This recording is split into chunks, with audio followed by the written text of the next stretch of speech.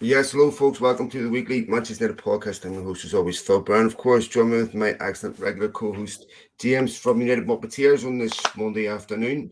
Um, Decent weekend for United. They had a win, of course. Last time we recorded this podcast was before the Newcastle game. I'm not going to spend an awful lot of time talking about that. It speaks for itself. But responded with a win at the weekend, a much needed win away from home. Not a great performance, but a win all the same. First of all, mate, how was your weekend? It was pretty good. It was pretty good. And yours? I think I'm still drunk. I had my birthday party this weekend, so Right. I heard it was good. Um, Yeah. Happy birthday to thank you. you, thank you. So yeah, no, it was a good weekend. Of course, topped off by the fact that United get a rare away win. In much the same style that they got an away win against Sheffield United, I would have to say, where they end up scoring a goal from outside the box to win the game. Not great, and not a goal from open play. It's a bit of magic, bit of mistake, bit of magic goal, and that wins the game. Um, we'll talk about Anthony and we'll talk about other things. But what was your take on the game at the weekend? Yeah. I mean, I wouldn't say it's all bad in that there was a couple of good things, I think. I mean, while watching it, I certainly didn't feel inspired, let's say, during the match at all. That is for sure. I thought that United were overall, for the most part, I think probably second best for a lot long stretches of the game. Still, I thought they were very. It was very uninspiring in a lot of sense. I thought that it wasn't much different to usual, except without a lot of the calamitous mistakes, Hmm. going on. And some of it was, I would say, on purpose. And maybe I don't love the style, but I think a lot of how it played out was purposeful. I think it was pretty obvious setting up the midfield the way that it was. The idea was to kind of just skip it, send it long, send it wide, and then kind of hope for something to happen. And eventually it did. Obviously, took a long time and came down to, I think Palistri was doing the dirty work to win the ball back, to harry the other team, to get it to Bruno, and somewhat of a not the best shot, but a good shot that beat the keeper from outside the box. And otherwise, it was pretty unremarkable, which is same as many of our games. So I don't have a lot of feelings about it. I'm happy that we won, but Obviously, it's one of the big talking points was the VAR, yeah. Mm, and inevitably it brings up a lot of discussion about consistency. I'd actually tweeted the day before about the VAR needs to have a serious review and consideration about how it's being used. I think it has utility on the objective decisions like goal line technology, unquestionably mm. a success, right? It's either over the line or it's not. And maybe you could get some type of technology that would have answered the question about Newcastle, Arsenal, and whether that ball is over the line. And we had one of those moments Yes, earlier as well. Ireland against Brighton. And the thing is, it comes down to subjectivity again. And you're saying, okay, look, I allow for some variance in subjectivity, right? You know, the, the dubious stuff can go either way. But in another game versus Fulham, Manchester City score a goal where Mamal Kanji is a mile offside. And not just a mile offside, he's blocking Lano's line of sight. Flicks his leg out, obviously impacts how the goalkeeper dives. He delays his dive until the ball passes at Kanji because he's expecting to be redirected. Kanji misses it and it ends up going under Lennon. And had he have moved earlier, he saves that shot. It's such an obvious offside decision. Mm. It doesn't get given. Yet this one comes across Harry Maguire and admittedly does put his leg out, but it he makes. I mean, in my opinion, maybe I'm wrong here, doesn't materially affect anything in the play. Like the goalkeeper doesn't change what he was going to do, defense doesn't change, ball goes across the box, and that's disallowed. And I'm like, you know, I don't want to be one of these people that complains every week about referees, but this is, you look at that. penalty against City, and you're going, those are missed a million times. You may be Mm-hmm. probably never see that given again this season, right? And going, how is it that you can give the Akanji goal, but not that? And I'm going, Mm-hmm. you know, I expect there to be a little bit more consensus on things like that. It's a subjective offside. But to me, VAR is not being used properly, and trying to on the subjective stuff, it still comes down to someone's opinion at the end of the day, right? Yep. You can't remove that from the equation. Yes, you can give someone Yep. more information, but when you look at the cost benefit, I preferred the human error, because to me that was much more excusable than this. Yep. And honestly, when Fernandez scored, James, exactly the same thing happened when McTominay against Burnley, Yep. or against Brentford. I'm like, what minor infraction? Did Palestri handle the ball? Did someone a half eyebrow offside? Like, what? Because if you look at anything wrong enough, you'll find a problem, right? I know. I know. It is, and to me, it's just killing the spontaneous joy. Yeah, I would agree. It's been really, really tough. I feel like it's there's been way more I don't mind as much the goal that City got not being called offside if that was how it was consistently applied, and there wasn't, like, I guess my point is, if there was not a lot of intervention, I prefer it. You know what I mean? So I prefer goals like the one City got being allowed if it meant there wasn't this level of, and it was allowed, right? But it's not being applied consistently across the board. Example being last year, in our game against City as well, we had a similar incident Yeah. that they did allow, Mm-hmm. where Rashford was offside, and I think it was Rashford was offside, and he Yeah. kind of ran towards the ball, and then he left it, and then you could say certainly it impacted the play to some Yeah. degree, right? Yeah. Because You he couldn't was, explain if that was given. yeah, you couldn't complain if they called it offside. I like that they didn't. I thought it was more fair that they didn't, because offside decoys have existed for a long time, where you have someone standing offside and the ball comes in and they don't really move, or they move back and it goes past them to an onside player who scores. I think that's okay. I think that's a part of the game. Because otherwise you're talking where you need 11 players behind the ball at all times. You know what I mean? And nobody can be standing in a decoy. Nobody can be doing an offside run or something like that. I think it's a part of the game to allow those things. And so I think that less intervention would just be better. I just think, in like across the board, less intervention would be better. Maguire goals should stand. You know what I mean? We had that goal Johnny Evans scored, I think. Same thing, where, I don't think that Hoyland was really interfering with the keeper at all. He was just kind of standing there, and I'd rather you see less intervention and those goals happening than trying to call it within an inch of its life by the letter of the law, to where, like, yeah, Maguire's half an inch offside and then he sticks a leg out, but the defender's not going to get to it anyway. So if he didn't exist, that play doesn't change at all.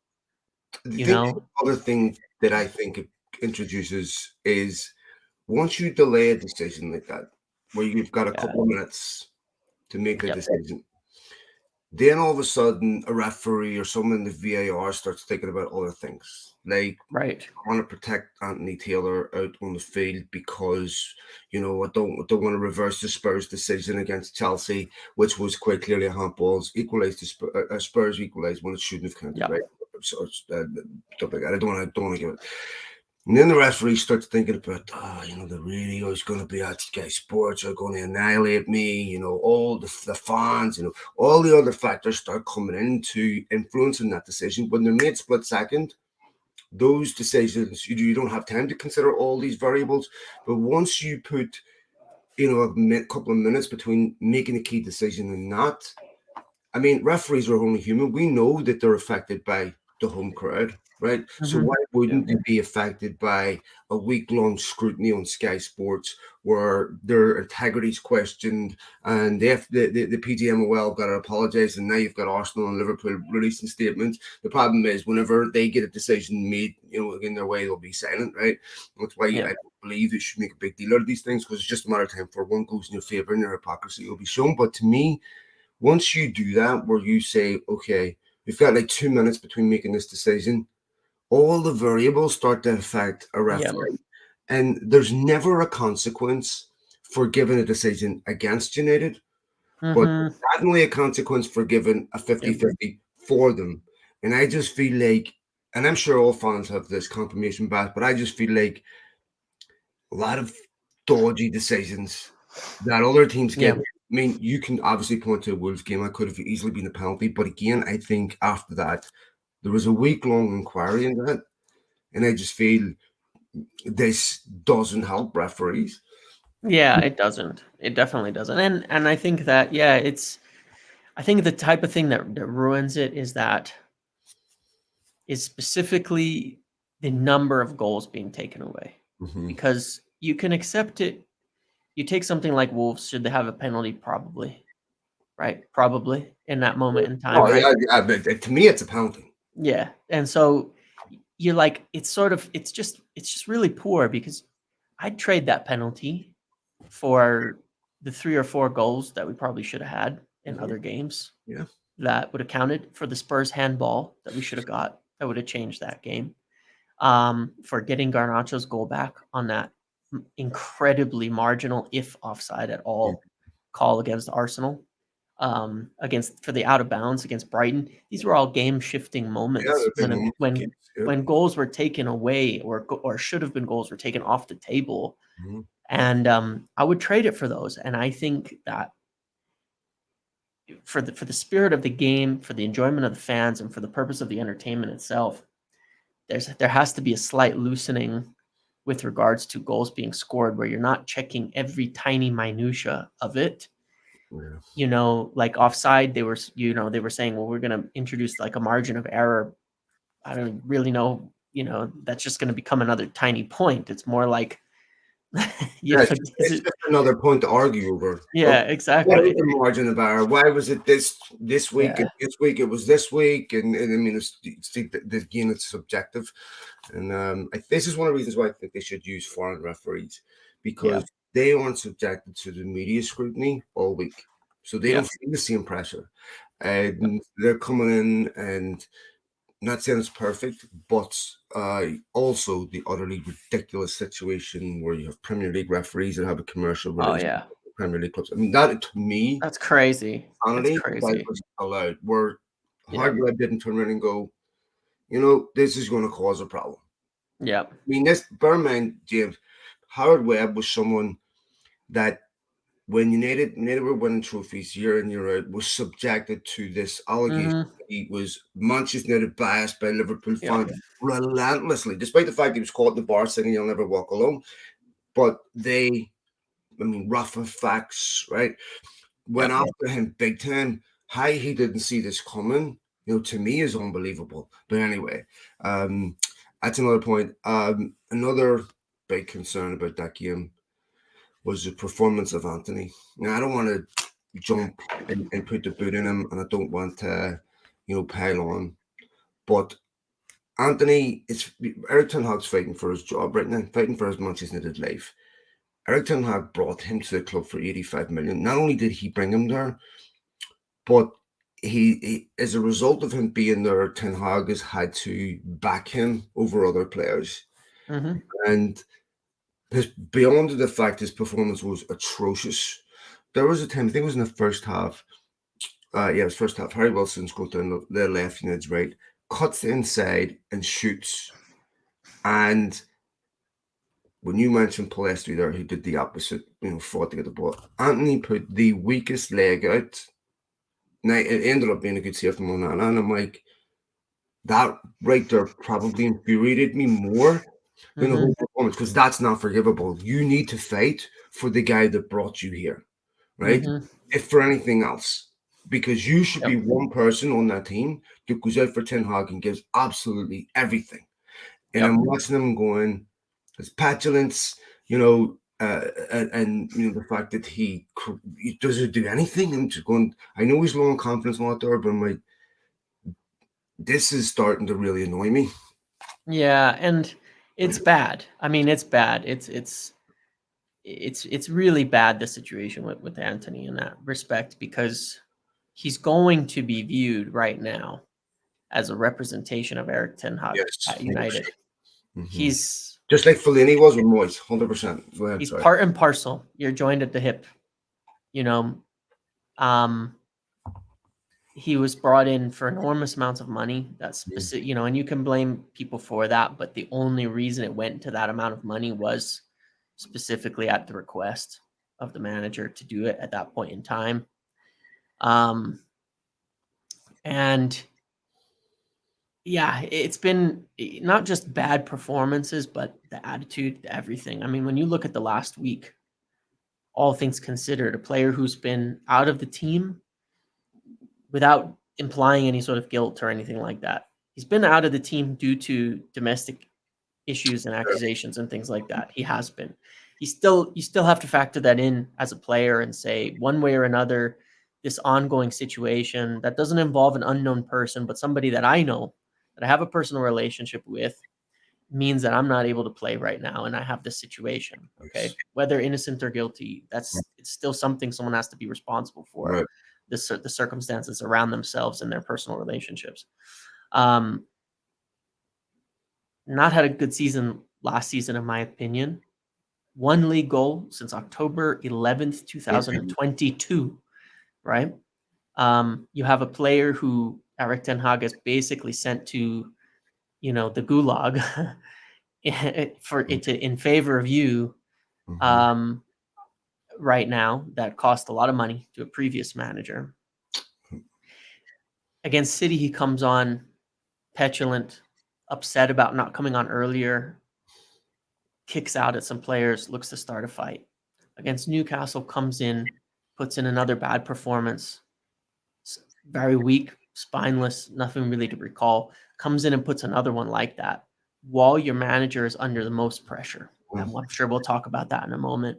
Mm-hmm. I think, to me, it's unforgivable.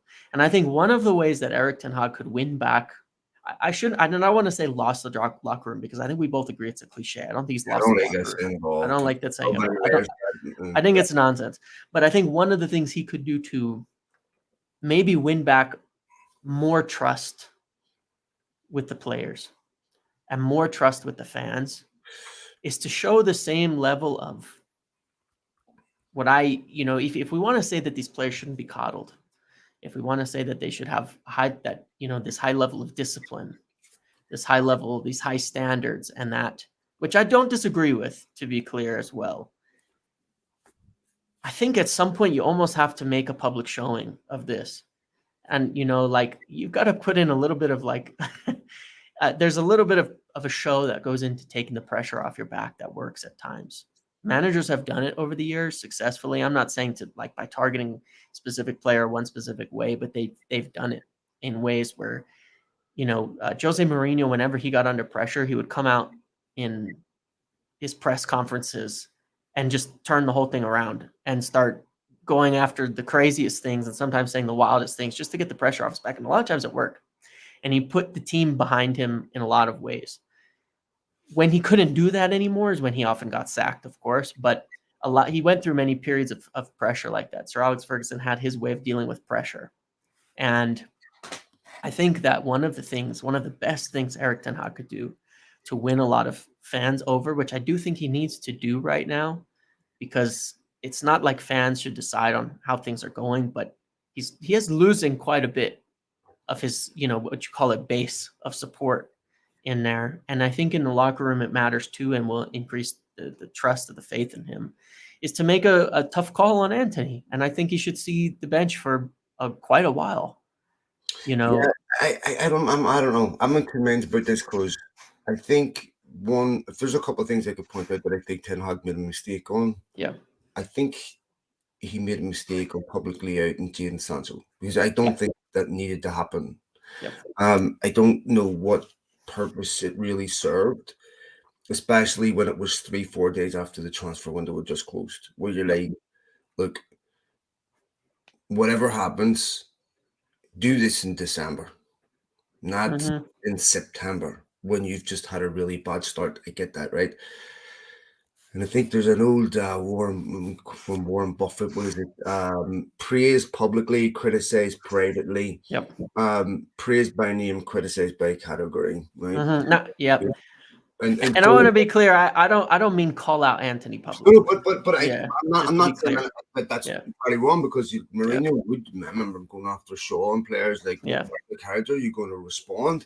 Yep. And to me, I think you know, that should be intrinsic. Like Anthony Yeah. should turn around going, not only do I have to fight for my manager, I think he has to prove himself to his teammates to get their respect because I Yep. don't think he has their respect.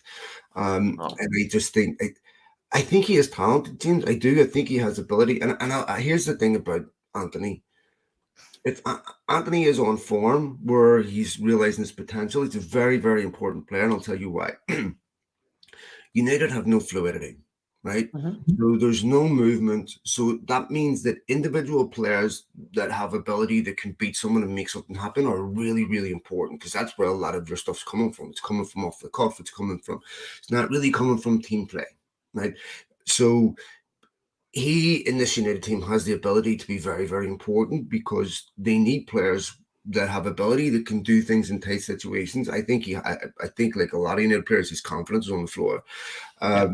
But to me, and I know wingers and forwards don't want to defend, I get it. But the way he gave that ball away, and the way he was putting in them, it wasn't even half-hearted, it was zero-hearted tackles. I'm like, mate, that's unacceptable. Like Mm-hmm. that really angered me because I was like, I don't want to pile on him, but that to me was more representative of his character than anything else. I mean, Yep. to me, like I remember when Rashford was playing for Mourinho, and he had Rashford very deep, and Rashford clearly didn't like it. Part of that was because he didn't trust Luke Shaw, and Mm-hmm. but he had to defend, and Yep. to me, I think when you're not playing well, there's some things you can do that don't require confidence, Yep. intensity, commitment. Dig in, grind the result out, and grow your confidence. Um, but if you're not willing to do that, you're never getting out of Yep. it. And I just think, anyway, that bothered me. Do you have anything else to say on that before I move on? No, no. I just think that obviously we'll move on to like the long-term plans, but the Anthony one I think is going to All be the other really players I want to get to before we do that. Yeah. Yeah. Yeah. Go ahead. Rasmus Højlund. Mm-hmm. First time I seen him show real frustration, right? Mm-hmm. Uh, you noticed it just not shortly before that when Garnacho shot, when Mm-hmm. he didn't put the ball across the box. And I'm going, it's 8 games he hasn't scored, but that's because United don't create for his kid, right? They just don't spend enough time in the final third. There's no cohesion with their movement. And Yes. you have wingers that don't want to create. I was listening to Guardiola talk about this, about wingers who dribble and stuff. And you look at, we talked about this last week, the way Foden and Bernardo Silva, what happened, the way they create for Holland. Everything boom, boom, boom in the middle. Hoyland gets none of that. And you just see the frustration building. He got taken off. He was not happy, right? And Ten Hag's been asked a few times about this. Why is he being taken off? And we're trying to save him for this, for that. I'm not sure Hoyland completely agrees with that, by the way, Yeah. Mm-hmm. Yeah. because you could see that he did not want to come off in that game. Um, and I really, really like him. Like, I think he has so much Mm-hmm. more effort, but in some sense, maybe what United are doing right now is mitigation for Big Wout Weghorst because, he wasn't scoring either. United just can't get goals from their central strikers and going, it was that his reaction was interesting. Yeah. And lastly, It sorry, is. point off, Anthony Martial should not be on a football pitch ever again for Manchester United. Anthony Martial looks exactly like you would expect if I came on. I mean, Yeah. this is unbelievable how bad he looks on a football pitch. Yeah. It is bad, isn't it? He looks like on that. He looks like he looks like a player who does not have the fitness to play football Yeah, anymore, but is that's trying right. to hide it, And it and feels just right like, for him. yeah, Yes. just jog around a bit and, Mm. you know, obviously he has talent on the ball and things. So maybe jog around and hope he can get in a position that works Yeah. or something, but he doesn't have it. But no, with Højlund, I think it is interesting because part of it is that I could imagine the frustration is that we tend to make the best scoring chances in the last couple minutes, Mm. right? When it gets a little bit chaotic. You look at the McTominay goals against Brentford, you kind of wish you had Højlund on the field for all of these moments, right? Where at the end of these games, when Bruno scores and all that, you kind of wish you have him when it gets pinball-y, when you want a number 9 in the box, when the ball's starting to bounce around and fly around and all of that. And so, it's definitely frustrating. It's hard to tell the reason. We haven't played with a center forward for real for a long time. Anthony Martial didn't really play as a center forward when he played either. Even when there was that year we scored a lot of goals under Ole Gunnar Solskjaer, Anthony Martial didn't play like a traditional center forward. I remember even there was a comment. He had a hat trick against Sheffield, and it was in post lockdown in that little run of games there. And it was even talking about how he had finally gotten some striker goals. That Solskjaer had asked him to play more like a striker and get some striker goals. And the only time I can recall we playing, football where it served a number 9 was when Cavani was playing. Yeah. The few games that he played, and what's real interesting is, that was the season I went back and I was looking at replays of it a while back where, Rashford was actually focused a lot on creativity. Mason Greenwood was exceptional too. And Mason Greenwood was too, to draw off some of the defense, to draw some attention. Because of course Greenwood, similar to Rashford, was a player where you couldn't give him room, right? If he got on the ball, That it's just so tragic because yeah, it's and that's a big loss from a football standpoint, obviously. All else aside, right? of That's course. definitely something that affected the club and the forwards and the ability to do everything, because that's someone who was kind of taking up that right side for years, for a few years, and was building towards that in the future.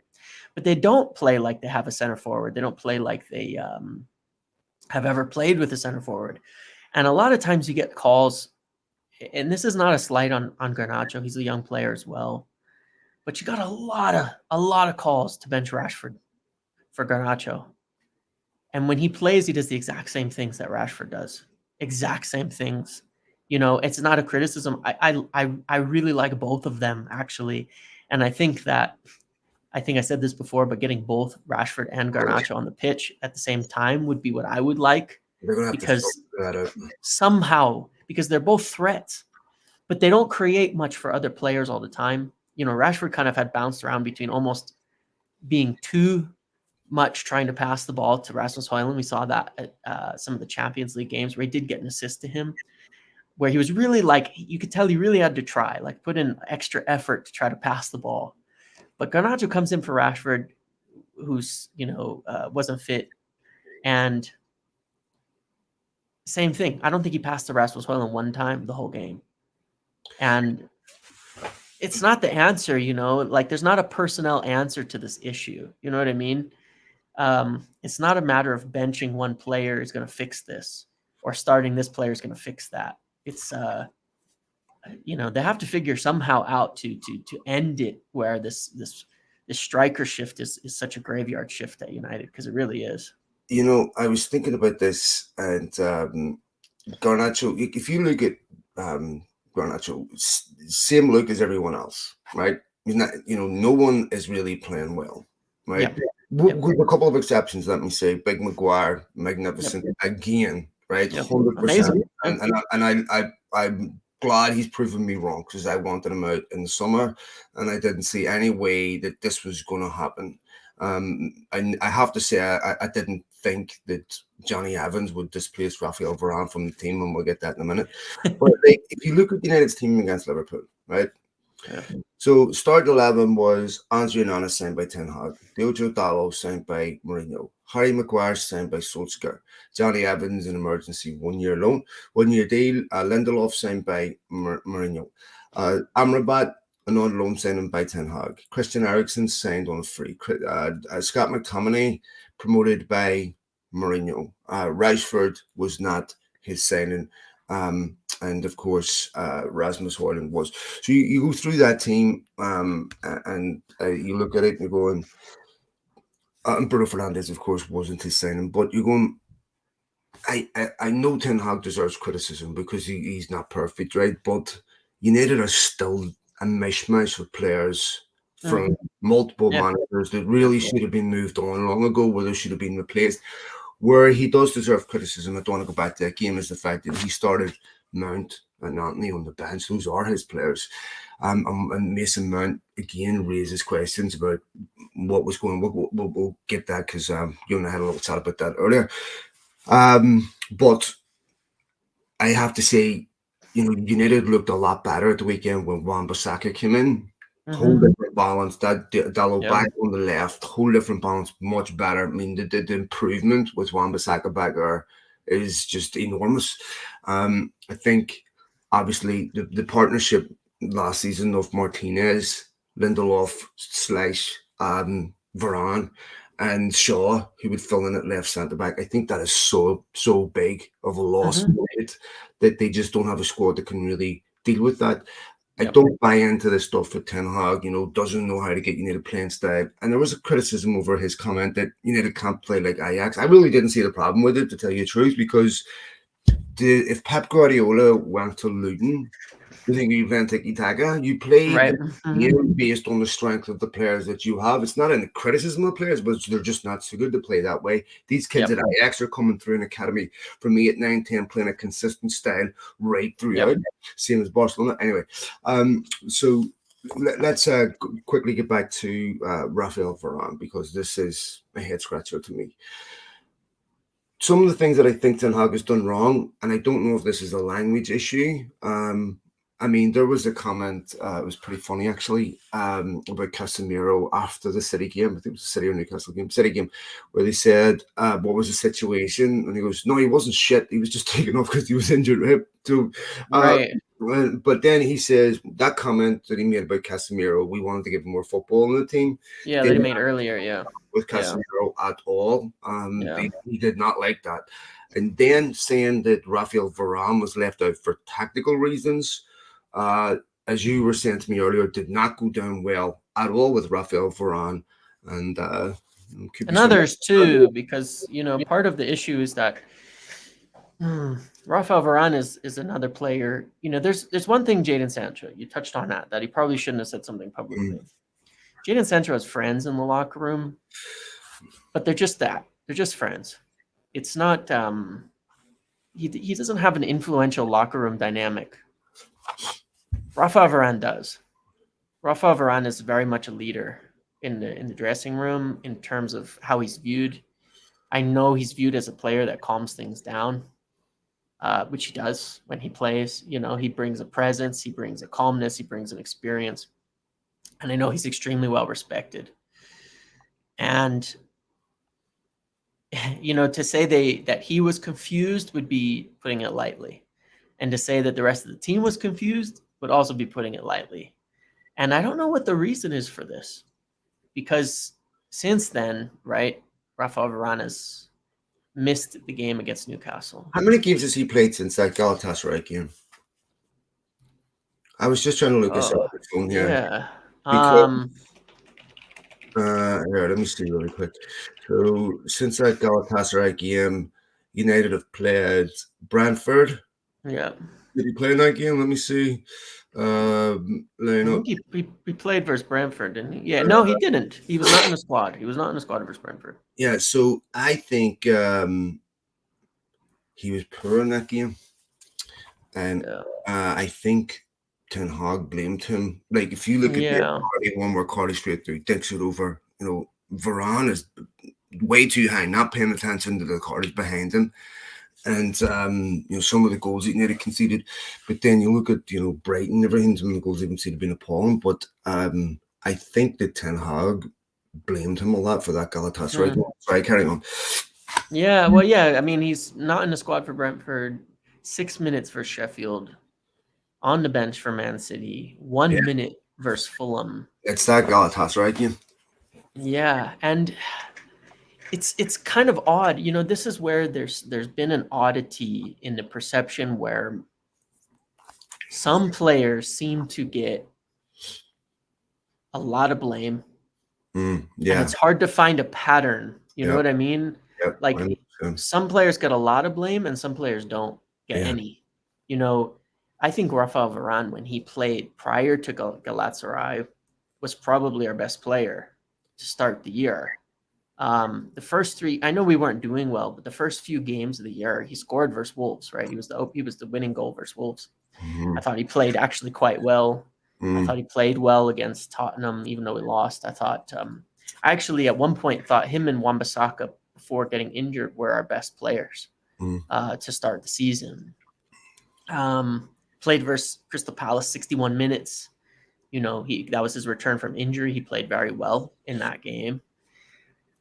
And this is the oddity where whether it's language or something, there's a view outside the dressing room from fans, and there's a view inside the dressing room as well, unfortunately, that some players get blame and some players get off scot-free on things that go on. And for some reason, it's not being communicated in a way that the players can understand to say, I see why I'm at fault for this. Or, because maybe Ten Hag is right. Maybe, he's a better manager than you or I. He's probably got a better ability. Oh, go have fun. Football manager, mate. I reload. I think I've been lost in about 5 years because I reload every time I lose. You would think that his analysis of the game is better than you or I. And if that's the case, and if he believes that certain players are more at fault, and he believes he knows the reasons why, that is not making it through to the players in a manner that's understandable, and that is allowing them to fix it and improve on this situation. And that much I know is happening because I know Varane has no idea why he's on the bench, and it's not going well. So I know that even Casemiro doesn't really understand what's wrong with what he's doing and what he's supposed to do to fix it. And I'm not saying Casemiro isn't injured right now, because I think he is, but I think I mentioned last time, it's the first time he's been in and out of a team like that, like practically his entire career. And that's weird. I understand he's age and all that too, but it is odd. And you could see that there's some disagreement, that there was a bit of a lack of effort, that there wasn't the same, never say die attitude that you would usually expect from a player like Casemiro that you saw last season. And there's something fundamentally broken in the way that Ten Hag is communicating. And I think that he has to take some responsibility for that. I have to put some responsibility for that, because ultimately that is his job. Of course. And when it's Jadon Sancho, it's one. When it's Rafael Varane and it's Casemiro, you have to stop for a second and say, I can no longer just say, look, it's just Jadon Sancho. You know what I mean? I think whenever Ronaldo was coming out saying that he didn't think certain players were willing to raise their standards, I don't think he was talking about Varane or Casemiro. Right? No, they've shown over the course of their career, many European Cups, World Cups, everything, right, they've been exceptional.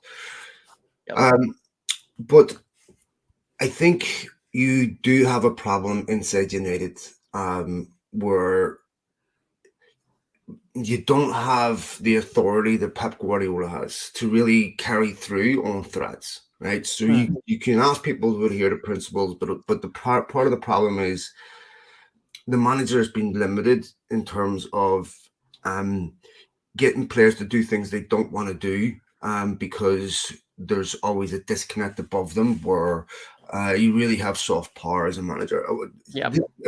I don't want to use national stereotypes here because this is not particularly fair, but like I've said before, my father-in-law's from Amsterdam, right? He is Louis van Gaal to a T, and I mean to a T, right?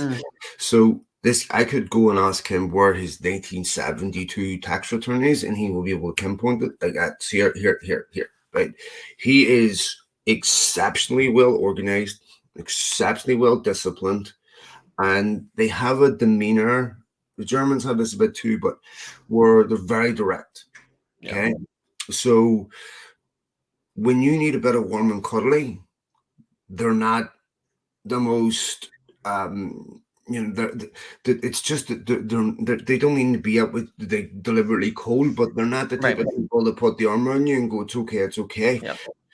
I remember Rooney saying about Van Gaal that Van Gaal was the greatest coach he ever worked with, right? Yeah. So I'm telling you that Ten Hag will almost certainly be an exceptional coach, right? Mm-hmm. Yep. Like, truly brilliant. But one of the things that's concerned me that I see in United players is not so much the coaching, but the other side, the human side, Yeah. where this is where a skilled communicator can sit down with someone and say, okay, I know how to spin. And I think Ten Hag's English is good, but most Dutch people can speak English well, but not perfect. And I think sometimes, the players didn't like Ranić because they thought he was cold, and I know fans get fed up with this, but I think maybe sometimes Ten Hag is a bit too direct with his message, where he has very little, not saying nuance, but leeway for things that go wrong, and try to put an encouraging arm. This is where it's really, really important that you have an assistant that can do that, right?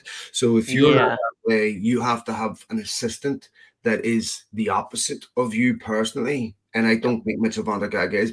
McLaren might be, although I had my question mark. I don't think so. My question mark is what Stevie's like, but anyway, I think for Ten Hag, and this is they're very, very principled. They are, so he won't be questioning his methods. And I just think sometimes that's where maybe that can be a shortcoming, maybe, right? But anyway, brilliant coach, no question. But when we talk about Casemiro, for me, I don't know if he's getting old because I can't judge him because everyone's been off. But I just seen, we said this from the very start, the body language has been wrong from the one. Yeah, it has. Yep. Yeah, and obviously, I think that's right. I mean, I think the two biggest things, if I were to say with Ten Hag, because it's hard to tell tactically, I'm sure he's a smart manager. I'm sure he's a smart guy, tactically, coaching-wise, all that. But the two biggest things I would talk about are recruitment, which I think has been really poor, but I think we'll talk about that in a minute, and the man management, the personal side of it. And that is a tough thing to learn. It's a tough thing to adjust to. And it needs a lot more support from the club too. And, just to kind of segue into another point here, which you probably want to get to, obviously there was a lot of stories last week about Ten Hag and whether he's under pressure. There were some stories saying that he was, and then there was some strong outright denials from the club put out to people that he absolutely wasn't, that they're not looking at other managers, and that they're not, that they're not, what would be the word for it? They're not even considering making a change. Now, this is where this gets really complicated, okay? Because right now you have, to some degree, at United, a bit of, you have almost two Manchester United clubs here ongoing. And in politics, you would call this, you might look at this like, especially, it's the right time for it because it's November, but in the US, you'd have politics where in November next year, the president will be voted on, okay? And if there's a change, which is probably likely one way or another, frankly, but if there's a change in president, the president will remain in place for 2 more months, and he will be able to do absolutely nothing. Nothing he says matters. Right. Nothing he thinks matters. Nothing he wants to do matters. But he will still tell you what his plans are. Congress will be in the same situation where there's personnel and people changing and the balance of powers are going, but nobody can do anything. And for about 2 months... Pardoning for getting a few pardons out. Right, a few pardons and things like that, right? Yeah. but nobody can do anything. Budgets are going to be stuck. They're not going to be able to approve new spending. They're not going to be able to do anything. And they call it like a lame duck era. And they have this gathering of them, and it's like a congressional session or something like that. But it's a lame duck thing because nobody has any power to do anything. They can sit there and talk and make their plans and all of that, but nothing's going to happen. And to some degree, that's where United are at right now because of the INEOS thing, which is moving forward. And so there's a couple things that are true. The current management at Manchester United have no plans to change the manager. Richard Arnold is not changing the manager. John Murtaugh is not changing the manager. I don't think they can. I don't think they're gonna get $1 approved from Joel Glazer to sack the manager, even if they wanted to, and they're not going to. Okay, and so that's where they're gonna say we have no plans to change the manager. I wouldn't write off reports that say that they're looking at other people because it's all about who you talk to. And I wouldn't write off a report from the Times, specifically including Matt Lawton, who has covered the INEOS-led takeover pretty much from day one and has very good sources on that side of it and potentially as well then at well above, because there are people above Richard Arnold at the football club. There are people on the board. There are people closer to the Glazers. There's people closer to the INEOS. There's people in this transition. And so a lot of it's going to depend on who you ask at this point in time. If you ask the club, Ten Hag is totally safe. The reality, as I understand it, with INEOS and the plans moving forward in Ten Hag's position, they don't want to sack him. They don't want to make a manager change. They're focused on making a change at the CEO level and likely bringing in, as we talked about before, Jean-Claude Blanc as the CEO, at least for a while. Bringing in very, very likely, to replace at director of football, Paul Mitchell. Of course. Those aren't the only appointments. There's a lot of smaller appointments that'll be made in retrospect with that. But their focus is on the executive down, building a top-down football club, right? Replacing the whole football board, all of that. They don't want to have to replace the manager right away. They don't. That doesn't mean they're not going to be thinking about it because you have to. No. That's one of the downfalls of the Glazers as a football club is they don't make other plans. They don't make what-if plans. They just do something, and then they hope it works, and then if it doesn't work, they're shocked, and they've got to scramble to figure out what they're going to do next. And that's why you see it ping-ponging back and forth between managers and things like that. So to be very clear, INEOS don't want to let go of Ten Hag. They don't want to sack him right now. They don't want to make a change at the moment. They would at least like to have him see out the season and see how he does under new management, communicate their ideas, communicate their plans, communicate their goals and intentions, see what he can do, and see if they cannot turn it around within his project. At the same time, they are going to be looking at parallel plans because you have to. If he loses the next 5 games, he can't stay. And you just have to, even if you don't want to. And that's the situation, essentially. Every football club, right, especially in key positions, has to think about contingencies. If you don't, like, if De Zerbi walks out of Brighton tomorrow, they will already know 3 or 4 candidates that are suitable to replace him based on, because the sporting director is going to say, this is the way I want our team to play, and then we'll do everything derivative of that. This is the people, the coach, based on these principles, and this is something United have never been able to do. They don't understand why you can't go from Mourinho to Solskjaer because they don't understand because he doesn't know how to play with these players. And I was even going back looking at Mourinho comments saying he had to compromise United style based on the players that he had. So I was looking at this, at Solskjaer, and that interview with Andy Mitten was like, look, it was obvious we had to play counter-attacking football. We couldn't dominate the ball. We got Bruno Fernandes at them now. We could dominate, in games, so we weren't playing counter-attack, and then we were able to not have to sit back like that. And of course, this is partly why they bought Maguire, because they were always sitting deep, hitting quick. He wasn't bought for a high line. So I would like to see United keep Ten Hag. I still think he's an exceptional manager. I think that it's easy to be knee-jerk and say sack a manager, because this is just, that's instinct. I get it, right? With United, you always have to take other things into consideration, because the absolute chaos behind the scenes I've said this I believe Pep Guardiola would find himself in the same situation. Like my comment again about Luton, you know, Pep Guardiola could not play the style of football at United that he plays at City. Impossible, Yeah. right? Yeah. And so you'd have to adapt it towards the style of the players that you have. Um, so I think for Ten Hag, if you look at his signings, a lot of them are yeah, he signed some core players, no doubt, but there's a lot of loans, there's a lot of frees, there's a lot of this. I mean, it's that's fine if your goal is just to finish top four and Yep. will compete with the teams in the top four. If you're trying to win a league, that's impossible. You just can't do that. I mean, when was the last free transfer City signed? I think it was Ortega, the keeper. Nothing wrong Yeah. with that, but there's no way City are building their midfield around a free transfer that's coming in. I'm not knocking Ericsson, but he doesn't have the legs anymore. So I would like to see Ten Hag work in a structured environment that's set up for success where they support him. And if they don't want to go with Ten Hag, there's proper thought and evaluation put into a replacement and say, okay, because I don't want these people to sack Ten Hag because they've no idea what they're doing, right? Yeah. That's blatantly obvious. Also, as we know, there's a lot of issues going on behind the scenes between the Glazers, Richard Arnold. There's friction there for the first time. Hmm.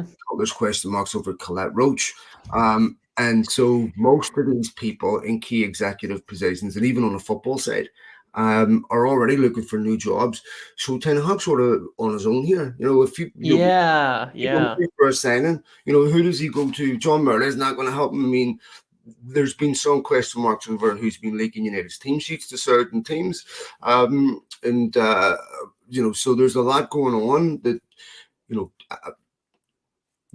um, I want to be careful what I say here, but people, just to say there was discussions between Ten Hag and INEOS, right? Hmm. Yeah. Which didn't thrill John Murda and Richard Arnold, right? Hmm. So some friction there.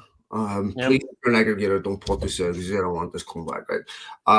But there's no real harmony inside the football club from any of the departments that are supposed to integrate to support each other.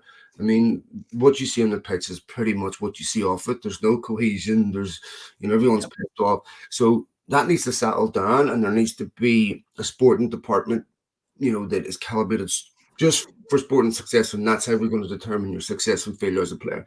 We talked about this earlier. I'll finish up quickly. The one thing that I'm not sure about, and I've been thinking about this, one of the main reasons why it was difficult for United to be sold is because of the bylaws with the fact that you need consent from all six of the siblings to sell United.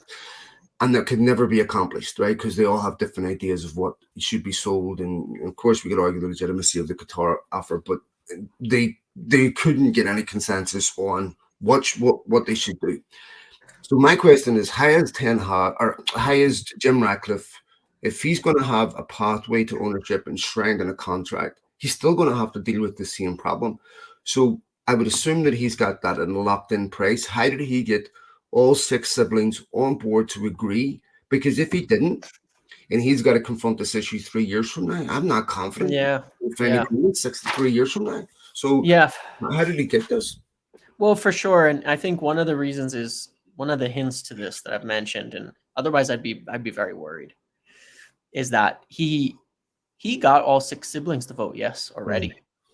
They voted yes in May or April or May, maybe even twice. I don't remember, but And what did they vote on is the question. yeah. Well, apparently they voted on the offer that would give him majority ownership of the club at that time, and they voted yes, but of course it was held up by um, 6 votes no on the board against them, which created a deadlock. One of being Richard Arnold's, which is a little bit of hint into the issues that have formed Yeah, when because Richard Arnold and Jim they did not get along. no, they didn't, and the Glazers are not super happy about Richard Arnold, and there's even stuff about Richard Arnold and Qatar and all sorts of things. Right? It's a bit of a mess, Mm. but they already voted yes on it, and it was held up for these legal reasons because, of course, they weren't going to ignore that their legal counsel voted no for a specific reason, which was potential of lawsuits and things like that that could put the sanctity of the deal into question, and that's fine. Um, that's been it. If you think about it, they voted yes in April. It's 7 months ago now. Mm-hmm. It's taken 7 months to work through, when you had kind of a general agreement, these details. That's how long it's taken to get there. From a general agreement on, or maybe it was May. Either way, it's been 6 or 7 months from when they had a general agreement on the price of the club to figuring out a way that it could actually get done and structured. And not a big part of that, it comes down to the 6 Glazer siblings. And some of the things you're looking at, like one of the stories obviously that came out was that there's going to be 250 million invested, 350 million, right? Dollars, or 243 million pounds or something, right? Invested by Jim Ratcliffe of his own money into the club. Now, there's a few ways that this can be done too, and these are some of the options that are on the table, without getting too complicated on the details of it. But some of the whole problem, obviously, with the whole thing is that the Glazers have felt that later on their value would be higher, that the club would be worth more later, and so you've got a bunch of different ways where when he buys in with this 25%, that he could get more ownership of the club. One of them is straight options to buy more shares, right? At a certain price that you would hope would be agreed upon, at least as a minimum, right? Like either the share price reaches this valuation, or it's going to be the higher of this number or the share price in order to buy future shares and things like that to get ownership. And that's going to have to be in the contract, right? The other option and possibility that comes into play is things like this, where you can put in money, and then calling it debt or a loan will scare people. Mm-hmm. But don't forget that Roman Abramovich loaned over $1 billion to Chelsea and never asked for that money back, and that's not the point of it. It's a loan. Same with my wife, bro. Yeah, right, exactly. But that's a bit what she was me, and I really did it back. Right. Yeah, and so he can put a loan in 350 million, let's say, to infrastructure. Well, by doing that, it's going to increase the value of the club. If he over time puts in 350, 500, 700, ends up putting in $1 billion, and they end up with fixed up training ground, renovated stadium, more capacity, all of that, this will increase the value of the club. That loan could be turned into ownership, essentially, just to keep it really simple and not try to get into the detail of explaining it. But the loan could be turned into ownership. It can be turned into a situation where then the Glazers dilute their ownership and give him ownership. And they don't get any of the money, but the club is worth a lot more now. So even though they have less shares, or they have the same amount of shares but less percentage, the overall club is worth more, and so they're not giving money away, because the Glazers are never going to give their money away. And so there's a few ways around this where money can be put in the short term to improve the club, and Jim Ratcliffe can get and become a majority owner or greater owner over time. And you're going to bet that those things are all put in writing, and that's part of the complications. And to add to that, yeah, it's going to have to be in writing. It has taken a lot of time. It's still taking time. But I do know for a fact that there's currently what are viewed as very near the end discussions going on. And I mean, like today, like as we speak, there are ongoing discussions that are supposedly, as far as I hear, really, really near the end. Like not even negotiations anymore, but literal like things putting on paper. More And so, operational stuff about yeah. how things are going to work. Yep. And, I mean, you would imagine you don't get to that point unless you have a broad agreement on what the acquisition is going to cost. Yep. What would be the point of discussing? Yeah, and a lot of the details too of you can't buy it, yes. But no, obviously United need this badly. Yeah. They can't have someone like Richard Arnold in a position where they're completely disillusioned, or any executive for that matter, because the potential harm that they can do to you when they're in that situation is enormous. And I know that there's been a lot of concerns about stuff that's been leaked to the media. Marcus Rashford, for example, we were talking about this. We got the story on, I think it was a Monday, that he had went to China. Wait, this is before. In fact, we dropped a hint on it last week's podcast. This is before it hit the media, and there's a few other tidbits that story I'm not going to reveal, but United were obviously on damage control by releasing that he was there because they knew this was going to come out. I think they wanted to get ahead of it a bit. I know that Rashford is not particularly happy about this. He feels that there's people inside the club working against him, from what I was told. Mm-hmm. And so, obviously, this, again, a reflection of the utter chaos that's going on inside the club. Ten Hag was right to say shouldn't have done it. To me, there's just all time and a place. Marcus Rashford should not be going out the day United lost 3-0. I'm not saying he has to sit and lock himself in a dungeon, but I just think that you just especially out in Manchester United, we're at home, just going to be drunk fans, just going to be everything. And I just think, you look at the optics of that and go, maybe probably not a good message to send right now. Not a hanging of fans, no big. You apologise, you move on. But it was interesting to you that he did not play Newcastle and did not play at the weekend. And one thing I will say about Ten Hag is he's applied. I know you were saying that you're not sure how they get applied, but he's had no problems applying these disciplinary standards to the Yep. people at the very top, and rather than just using the people at the bottom as Yeah. an example. And it's a big risk to this, to piss Marcus Rashford off. At this moment in time, these are the types of people he needs in the club. But I think, do you think that his absence at the weekend was injury? Well, yeah, I do. In this case, I do. Because there were some things I was told that on Friday evening. It was already known that he was not fit, and that it's probably the type of thing they just didn't want to give a clue to the opposition because Marcus Rashford happens to be one of the few players at United that teams plan for. 100%. He's very Yeah. hated by all the managers. Yeah, Very yeah. hated. And you look at like the there was a comment from, I think it was Mickey Van de Ven, at Tottenham, saying he was the toughest player he's played against in the Premier League and things like that. And people planned for it, and I think it was purposefully tactical to not reveal he was out until that morning. I don't think he was ever playing that day. Once he showed up, he didn't look like a player who's going to do a fitness test. I think he got off the bus and walked inside, and they put the story out that he was out. And not enough time for the opponent to react. And you don't want to give them an advantage over you. I think that it was actually between Eric and Marcus. I think it was as simple as a discussion, an apology, and they moved on.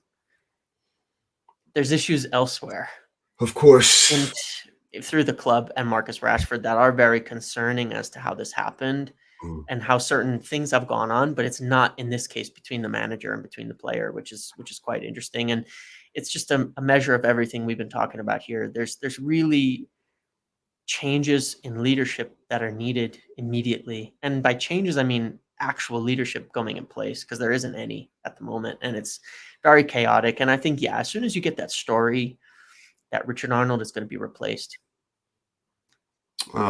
you've got to make a move. Things have to happen quick after that, because last point before we go. It was announced last week that United were cutting back on overtime and cutting people's hours. If you look at United's trajectory since last summer, right, the Ten Hag's first summer, the plan, first of all, he had got Malacia, he had got Christian Eriksen on free, and he had Lissandro Martinez. A modest spend, especially for a new manager. Then, of course, they panic and they go out and get Casemiro and Antony, but that wasn't the plan. I mean, they were looking at Rabiot and Arnautovic, as we were talking about earlier. That was also the first year that they never brought the MUTV commentary team on tour. They made them stay in Manchester and do it from the studios, and you look at, last January, no money for players, loans, that was it. This summer, they go after Mason Mount, and this might explain why he doesn't 100% fit, primarily because Chelsea were flexible on the payment terms. Right? Yep, we talked about that all the way back in summer as one of the reasons. Yeah. And so you look at the other stuff that he had done at that point. Had to get De Gea out, get Onana. That all came afterwards. Rasmus Højlund was one that they weren't, really planning for. They certainly weren't planning on spending that. And I was thinking about this because I spoke to United before they signed Antony last year. and they'd said, look, we're not going to do it. The price is too high, blah, blah, blah. And they go into it. And then I'd spoken to them this summer before they did the Horland deal when Atalanta were putting out those numbers of 70 million. And they were like, well, absolutely no way. We're not going to pay that. That's outrageous. And then they end up paying it. And this is where you could they didn't have the money for Harry Kane. And you look at everything else, the loan deals, there has to be a break clause so we can terminate in January. They have been penny pinching, right? Mm-hmm. Really, really watching the bottom line in a way that they never have before. Yep. And we saw the financials do look horrible. United are at breaking point if there wasn't Jim Ratcliffe. Where United are heading is for catastrophe without that investment. Why do you think the Glazers at this point, if they know INEOS was coming in, why they're so sensitive to the bottom line? I think that obviously there's a lot of complications when you are bringing in someone like INEOS. Mm-hmm. And, we talked about at the end of summer that it looked to me like they were lining up for a minority investor, and I'll say why. And Jim Ratcliffe, in essence, is starting as a minority investor. When someone like that comes in,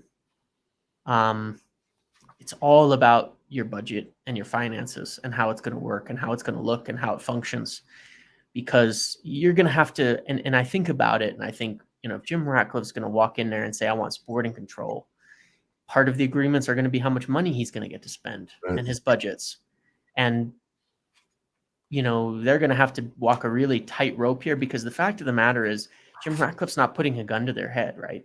They want Jim Ratcliffe to come in. Mm. They want to get paid for this football club. They want to sell at the right price and make a lot of money out of this football club. They want this deal to work. That's one of the things I think people have a little bit backwards at times. They want this deal to work, and they want it to end with them getting paid $7-8 billion for the club from Jim Ratcliffe. And they're going to have to make some cuts. They're going to have to hold some hard lines, and they're going to have to change a little bit the way they do things in order to make that happen. And they're going to have to give Jim Ratcliffe as much resource as possible within the club to fix the sporting and do the things he wants to do for him to be happy and say, yes, this club is worth what you're talking about, and I'm going to pay you the rest of it for it. And I think that's part of what comes into play on all of this is, they just have to do that. They're looking at it a different way, and they're out of options, because if he backs out now what happens? They're screwed. They're screwed, and that's why I think that it's going to go well, and I think it's going to go the way that he wants it to. Jim Ratcliffe, I think he knows it too. They don't have another choice. They do not have another option right now. No. And I think one of the reasons why they've tolerated not taking dividends is because they know whenever INEOS put this money in, they're getting a big dividend out. Yep, and exactly. So, the one thing they can't do is nothing. And I've said many times before, we said this before, I need to see all the details to see how I feel about it. But it's encouraging that finally we're going to have some priority put on the sporting side at the very least. Okay, my friend, we'll go ahead and leave it there. Thanks to all of you for downloading the podcast as always. Don't forget, give my friend a follow if you're not already. I'm sure you are at Muppetiers. And subscribe to his content on his platforms. He does lots of good stuff outside of this. So thanks once again, folks, and take it easy. Cheers, Jack. Thanks, you too. See ya. Bye.